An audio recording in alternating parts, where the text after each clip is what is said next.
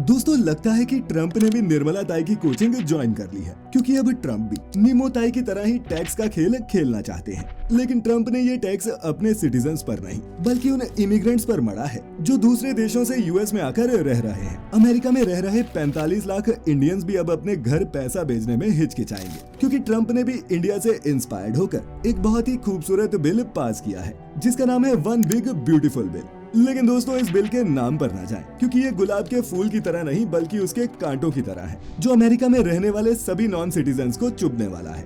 और वो ऐसे कि जब भी आप अपने घर यूएस से पैसे भेजेंगे तो उस ट्रांजैक्शन का 5% आपको यूएस गवर्नमेंट को टैक्स देना होगा, और ये हर छोटी से बड़ी ट्रांजैक्शन पर लागू होगा। जैसे मान लीजिए आपने 1 लाख रुपए इंडिया भेजे तो उसमें से 5,000 रुपए तो यूएस गवर्नमेंट को टैक्स में ही चले जाएंगे और बाकी के 95,000 ही इंडिया पहुंचेंगे। हाल ही में आरबीआई ने एक रेमिटेंस सर्वे पब्लिश किया था जिसके अकॉर्डिंग 2023-24 में भारत भेजे गए कुल 118.7 बिलियन डॉलर्स में से लगभग 28% या फिर 32 बिलियन डॉलर्स अकेले अमेरिका से ही आए हैं। इसी नंबर को अगर बेस पॉइंट मान ले तो अगर ये कानून लागू हो गया तो अकेले इंडियंस को ही रेमिटेंस टैक्स के रूप में 1.6 बिलियन डॉलर्स पे करने होंगे।